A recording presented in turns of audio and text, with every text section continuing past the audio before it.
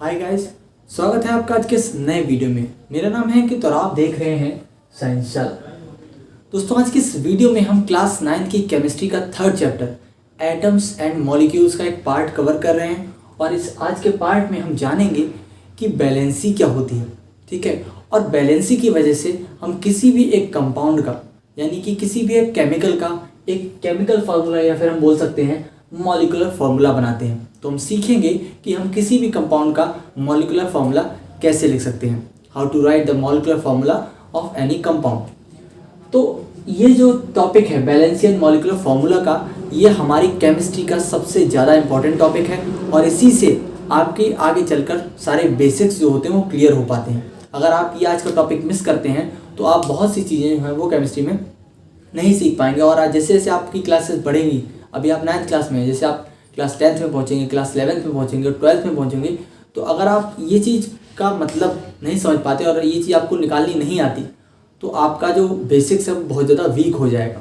तो वीडियो में बने रहें, वीडियो को पूरा देखें। आज हम एक एक स्टेप बाय स्टेप सारे अलग अलग तरीके के कंपाउंड्स के मॉलिक्यूलर फार्मूला निकालना सीखेंगे और देखेंगे कि वो कैसे बनाए जाते हैं। जैसा कि आपके सामने लिखा हुआ है कि यहाँ पर हमने कुछ एलिमेंट्स लगा रखे हैं जिनकी हम पता करेंगे कि बैलेंसी कैसे होती है, क्या होती है और हम कैसे उसे पता करते हैं। और दूसरी चीज़ जो हम देखने वाले हैं वो ये कि तीन तरीके के हमारे पास केमिकल कंपाउंड दिए हुए हैं। ठीक है, एक हमारी ये, एक हमारे ग्रीन वाले और ये ब्लू वाले। तो तीन तरीके के हमारे पास कंपाउंड प्रेजेंट है और हम देखने वाले हैं कि यहाँ पर H2O में H के नीचे 2 क्यों है, O के नीचे 1 क्यों है। यहाँ पर MgCl2 में Cl के नीचे 2 क्यों है और Mg के नीचे 1 क्यों है। Na2CO3 दे रखा है, Na के नीचे 2 क्यों है और CO3 के नीचे 1 क्यों है। ठीक है, CO3 क्या है, कंपाउंड ग्रुप है। तो हम क्या देखेंगे, यही चीज़ें देखेंगे कि हम कैसे डिसाइड करते हैं कि हर एक एटम या एलिमेंट के नीचे कितना नंबर आने वाला है। तो बेसिकली हम मॉलिक्यूलर फार्मूला निकालना सीखने वाले हैं। तो गाइस, बिना देर के वीडियो को शुरू करते हैं। आई होप आपको वीडियो पसंद आएगी। वीडियो पसंद आए तो वीडियो को लाइक करें, अपने फ्रेंड्स के साथ इस वीडियो को शेयर करें और ऐसी ही रेगुलर साइंस स्टडी वीडियोस के लिए हमारे चैनल साइंस सारा को सब्सक्राइब करें। आप हमारी प्रीवियस वीडियोस भी देख सकते हैं हमारी चैनल की प्लेलिस्ट में जाकर। तो गाइस, आपको पता है कि कोई भी एक केमिकल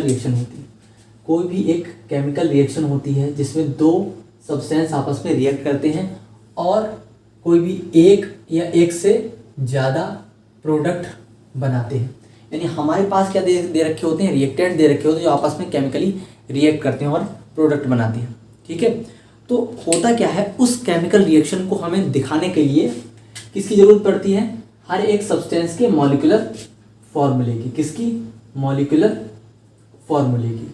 और ये मॉलिक्यूलर फार्मूला बताता क्या है, ये मॉलिक्यूलर फार्मूला बताता है कि उस सब्सटेंस के अंदर कौन कौन से एलिमेंट प्रेजेंट हैं। सपोज दैट आपके पास एक कंपाउंड दिया हुआ है, उस कंपाउंड में 3 एलिमेंट प्रेजेंट हैं, तो वो बताएगा कि पहला एलिमेंट के एटम कितने हैं, सेकंड एलिमेंट के एटम कितने हैं और थर्ड एलिमेंट के एटम कितने हैं।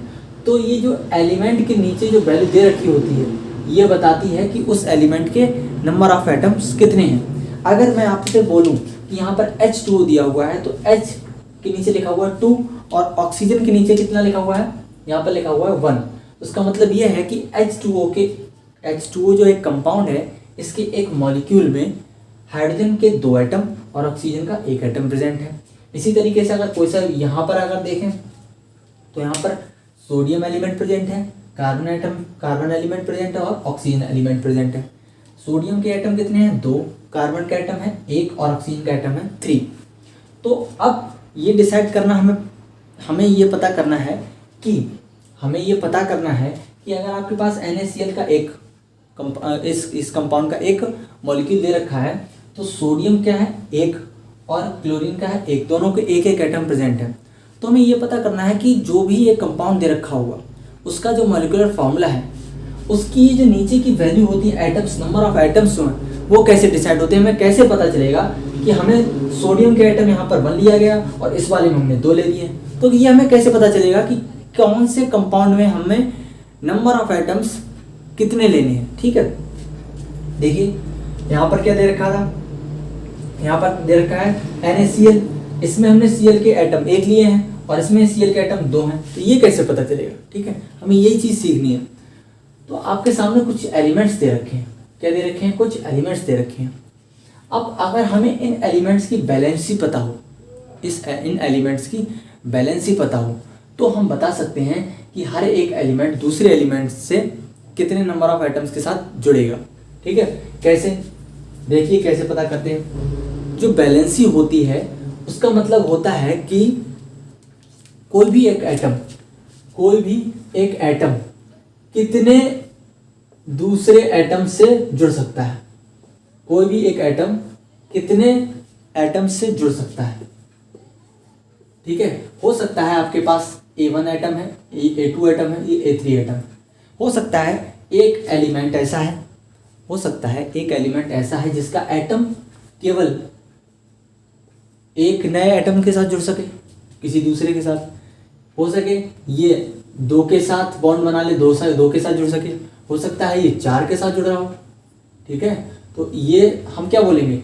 इस एलिमेंट की वैलेंसी 1 होगी। हम क्या बोलेंगे? इसकी वैलेंसी 2 होगी, इसकी वैलेंसी 4 होगी। ठीक है, तो इस तरीके से वैलेंसी जो होती है वो इस बात को बताती है कि कोई भी दिया हुआ एलिमेंट का एटम कितने नए एलिमेंट्स के साथ या उनके एटम्स के साथ जुड़ सकता है। तो अगर हम यहाँ पर देखें कि हमारे पास ये दे रखा होता है, ये क्या है? एक फैमिली के यहाँ पर हम देख रहे हैं hydrogen, lithium, sodium, potassium, rubidium, caesium, francium. तो यहाँ पर ये जो आपके पास ग्रुप दे रखा है, क्या दे रखा है? ये दे रखा है ग्रुप्स। ये सारे क्या हैं? एक ग्रुप्स हैं। तो ये क्या है? पूरी हाइड्रोजन की फैमिली, मेटल्स हैं सारे। हाइड्रोजन को छोड़ के बाकी सारे मेटल्स हैं। ये एक फैमिली है। ये बेरिलियम की फैमिली है, ये बोरॉन की फैमिली है, ये कार्बन की फैमिली बोली जाती है। इसी तरीके से नाइट्रोजन की, ऑक्सीजन की, हैलोजन की, ये फ्लोरीन की फैमिली बोल सकते हैं। लेकिन fluorine, chlorine, bromine and iodine ये सब क्या है? हैलोजन बोले जाते हैं। तो हम क्या बोल देते हैं? हैलोजन की फैमिली। और ये हमारा क्या है? Zero group. तो ये जो आप खड़े खड़े कॉलम्स देख रहे हैं ये क्या है? ग्रुप्स हैं।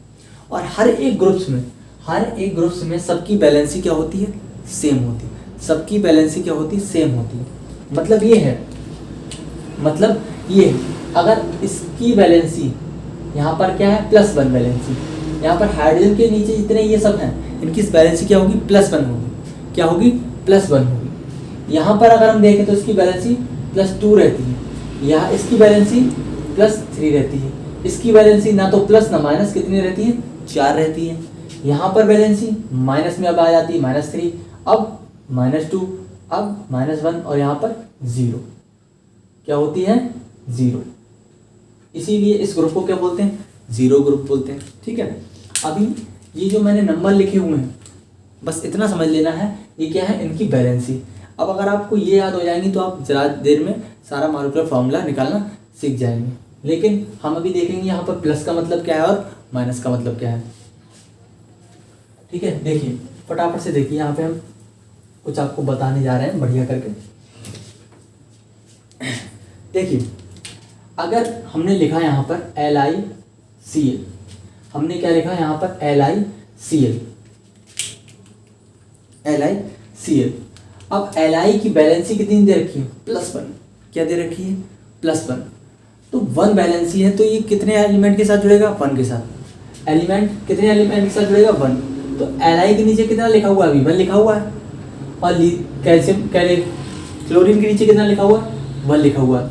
दोनों के नीचे 1 लिखा हुआ है। तो लिथियम क्लोरीन के एक एटम के साथ कंबाइन हुआ है, और वैसे ही क्लोरीन भी लिथियम के एक एटम के साथ ही कंबाइन हुआ है। अब हुआ क्या होगा? इस +1 का मतलब क्या है? लिथियम की बैलेंसी +1। इसका मतलब ये है, प्लस का मतलब होता है, मैंने बताया था लास्ट वीडियो में, इलेक्ट्रॉन को लूज़ करना। तो जिनकी बैलेंसी प्लस में है वो इलेक्ट्रॉन को लूज़ करते हैं, इलेक्ट्रॉन को छोड़ देते हैं, और जिनकी बैलेंसी नेगेटिव में होती है वो इलेक्ट्रॉन को एक्सेप्ट करते हैं। तो इसने लिथियम कितने इलेक्ट्रॉन को छोड़ता है? 1 इलेक्ट्रॉन को छोड़ता है। कितने इलेक्ट्रॉन को छोड़ता है? 1 इलेक्ट्रॉन को। तो लिथियम पे चार्ज क्या आया होगा? प्लस। क्या आया होगा? +1। लिथियम पे चार्ज +1। और क्लोरीन पे चार्ज कैसा आया होगा? -1। -1 वाली फैमिली है ना, इस पर -1 चार्ज आया होगा। तो इसने इलेक्ट्रॉन को छोड़ा होगा और इसने इलेक्ट्रॉन को रिसीव कर लिया होगा। तो इस तरीके से लिथियम और क्लोरीन के बीच में एक बॉन्ड बनता है, जिससे कि हमारा LiCl फार्मूला तैयार हो जाता है। ठीक है, अब अगर हम दूसरा एग्जांपल देखें, क्या देखें? MgCl2। तो Mg की वैलेंसी कितनी होती है? +2। Mg की वैलेंसी +2। Mg की वैलेंसी कितनी आ जा रही है? सॉरी गाइस, Mg की वैलेंसी आ रही है 2 और क्लोरीन की वैलेंसी कितनी आ रही है? -1, यानी 1 लिख ले रहे हैं। ठीक है, देखिए यहाँ पर जो प्लस में चार्ज और माइनस में चार्ज दिखा रहा है वो बस ये दिखाता है कि कोई एटम कितने इलेक्ट्रॉन को लूज करता है या कितने इलेक्ट्रॉन को रिसीव करता है। लेकिन हमें मतलब किससे? नंबर से मतलब है। Mg की वैलेंसी 2 और Cl की वैलेंसी 1 लिख ली हमने। अब क्या कर देंगे हम? इसको क्रॉस कर देंगे। इसकी वैलेंसी इसके नीचे, इसकी वैलेंसी इसके नीचे। तो Mg की वैलेंसी 2 थी, Cl के नीचे लगा दी, और क्लोरीन की वैलेंसी 1 थी, Mg के नीचे लगा दी। इसका मतलब यहाँ पे 1 है ना, कुछ नहीं लिखा होता तो उसका मतलब 1 होता है। ठीक है, इसी तरीके से हम ये जितने हमारे पास एग्जाम्पल देखे हुए हैं हम सबको सॉल्व करके देख रहे हैं। अगला लिखते हैं MgO। ठीक है, तो मैग्नीशियम की वैलेंसी कितनी है? 2। मैग्नीशियम की वैलेंसी 2, यहाँ 2 लिख लिया। ऑक्सीजन की वैलेंसी 2। ठीक है, तो यहाँ 2 लिख लिया। इसको क्या करेंगे हम? क्रॉस कर देंगे। क्रॉस करने पे इसके नीचे इसकी वैलेंसी इसके नीचे, इसकी वैलेंसी इसके नीचे। अब हम क्या लिख देंगे? Mg2O, Mg2O2, दोनों के नीचे क्या आ जाएगा? 2 तो इसके लिए क्या कर देते हैं? डिवाइड कर देते हैं, मतलब खत्म कर देते हैं। इक्वल करेंगे तो हम क्या आ जाएगा? MgO। ठीक है, क्लियर हो गई बात? आगे देखिए अगला एग्जाम्पल हमारे सामने क्या आ रहा है? Al2O3, Al2O3। ठीक है, फटाफट से क्या करना है हमारे लिए? वही काम करना है। वैलेंसी लिखिए। Al की वैलेंसी 3, कितनी? 3। ऑक्सीजन की वैलेंसी कितनी है? 2। क्या कर देंगे? क्रॉस कर देंगे। ऑक्सीजन की वैलेंसी 2 थी, Al के नीचे आ गई, और Al की 3 थी, O के नीचे आ गई। इसीलिए हमने Al2 लिखा है और O3 लिख दिया है। Al2 लिख दिया है और O3 लिख दिया है। इसी तरीके से हमने इसको भी सीख लिया। तो ये जो हमारे अभी हमने सीखा वो हमने सीखा इन कंपाउंड्स को लेके, किन कंपाउंड्स को लेके? ये सारे कंपाउंड्स को लेके। अब अंतर क्या था? यहाँ पर हमने जितने कंपाउंड लिखे ये क्या थे? कौन से कंपाउंड थे? आयनिक कंपाउंड थे। कौन से कंपाउंड थे? आयनिक कंपाउंड थे। कैसे आयनिक कंपाउंड थे? क्योंकि इनमें एक कैटायन प्रेजेंट था, एक एनायन प्रेजेंट था। क्योंकि एक पे क्या था? पॉजिटिव चार्ज, एक पे क्या था? Negative charge. एक पे था पॉजिटिव चार्ज, एक पे था नेगेटिव चार्ज। एक पे था पॉजिटिव चार्ज, एक पे था नेगेटिव चार्ज। एक पे था पॉजिटिव चार्ज, एक पे था नेगेटिव चार्ज। ये सारे हमारे आयनिक कंपाउंड्स के एग्जाम्पल हो गए। अब देखते हैं हम प्लेन वाले, सिंपल वाले कंपाउंड्स के बारे में, कैसे हम उनको निकाल पाते हैं।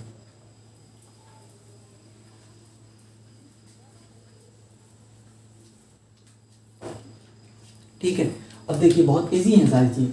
H2O, H2O। अब हमें इसमें पॉजिटिव और नेगेटिव से मतलब नहीं है, सीधे हम अपना चार्ट देखेंगे, फटाफट से उसकी वैलेंसी लिखेंगे और अपना हमारा वेरीफाई हो जाएगा पूरा हमारा मॉलिक्यूलर फॉर्मूला। तो हाइड्रोजन की वैलेंसी कितनी है? +1, यानी 1 वैलेंसी होती है तो इसके नीचे 1 लिख लिया। हाइड्रोजन की वैलेंसी कितनी होती है? हाइड्रोजन की वैलेंसी, ऑक्सीजन की वैलेंसी 2 होती है, तो यहाँ पर हमने लिख दिया 2। तो क्या करेंगे? क्रॉस कर देंगे। 2 वैलेंसी ऑक्सीजन की थी तो ये इसके नीचे आ जाएगी। हाइड्रोजन की वैलेंसी बनती तो ये इसके नीचे आएगी। इसीलिए हमने क्या लिख रखा है? H2 लिख रखा है, O के नीचे क्या लिखा है? 1 लिख रखा है। ठीक है, ना भी लिखे तो कोई भी फर्क नहीं है। ठीक है, अब क्या कर लेते हैं? इन्हीं में से एक और कोई एग्जाम्पल ले लेते हैं। ठीक है, तो ये हमारा आ गया, मान लीजिए CCl4। क्या जा रहा है? CCl4। तो अगर हम कार्बन की लिखें, कार्बन की कितनी होती है? 4। कार्बन की होती है 4, यहाँ आ गया 4, और क्लोरीन की होती है 1, यहाँ पे लिया 1। ठीक है, अब इसकी वैलेंसी इसके नीचे, इसकी वैलेंसी इसके नीचे, इसलिए यहाँ पर कार्बन की क्या है? 1, और Cl की क्या हो गई? 4। ठीक है, तो ये हो गया CCl4, CCl4। इस तरीके से हम इन कंपाउंड्स के मॉलिक्यूलर फॉर्मूले बना पाते हैं। अब आपको याद कैसे करना है? H फॉर हेलिना की रबड़ी सस्ती फ्री, बेटा मांगे कार स्कूटर बाप राजी। ठीक है, बैल गए इंडियन ट्रॉली में, कसाई जी ने सेन प्रभा को मारा। ठीक है, ना पकड़ो ऐसे, ठीक है, सब बीमार हैं। O फॉर ऑक्सीजन, ठीक है, सल्फर से टीपो, ठीक है, O से टीपो। यहाँ पे आ रहा है हमारे हेलोजन की फैमिली, इसको आपको ऐसे याद कर लेना, fluorine, chlorine, bromine and iodine, ये सब क्या है, हाइड्रोजन की पूरी फैमिली है। और यहाँ पर आ जा रहा है हमारा ज़ीरो ग्रुप। क्या है ये, ज़ीरो ग्रुप। ये जितनी भी गैसेज हैं, helium, neon, organ, krypton, xenon, radon, तो ये सब क्या है, एक ज़ीरो ग्रुप है। क्योंकि ये ज़ीरो ग्रुप इसलिए किसी भी दूसरे एलिमेंट से रिएक्ट नहीं करता है, इसलिए हम इसको इनर्ट ग्रुप या ज़ीरो ग्रुप भी बोलते हैं। ठीक है, इसको हम बोलते हैं हिमेश, नीलम और करीना की एक्सरे रंगीन है। ठीक है, ये सारी ट्रिक्स हैं, किसी सेपरेट वीडियो में भी आपको याद करना बता दूंगा। तो इस तरीके से अगर आप पूरा चार्ट याद कर लेते हैं तो आपके लिए ये सारी बैलेंस याद करना बहुत आसान हो जाएगा। प्रैक्टिस करते करते आपको चीज़ें याद हो जाएंगी। तो अब हम क्या करते हैं, ग्रुप्स को सॉल्व करना देखते हैं।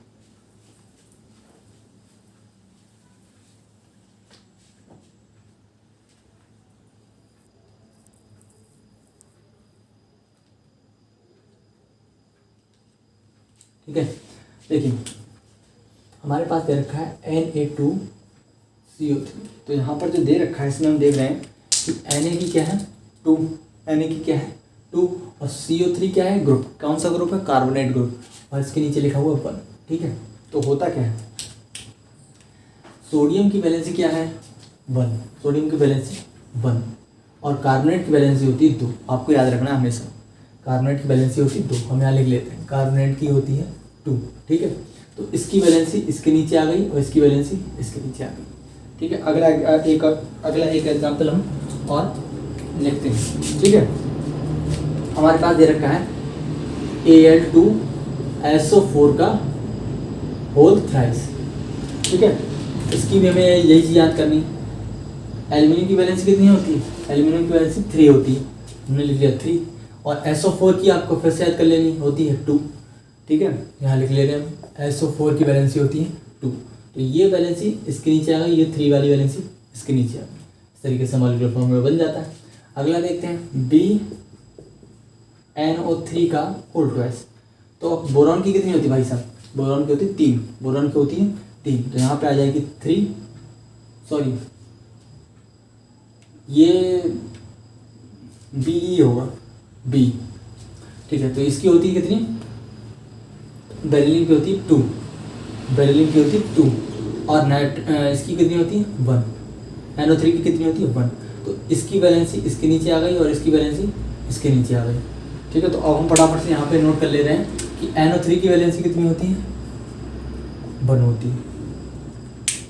और एक और एग्जांपल हमारे सामने दिया हुआ है MgSO4। ऐसा क्यों दिया हुआ है, Mg की वैलेंसी कितनी होती है 2 और SO4 की वैलेंसी कितनी होती है, अभी हमने लिखा था 2। तो 2 इसके नीचे और 2 इसके नीचे, तो दोनों क्या हो जाएंगे, बराबर हैं तो कट जाएंगे।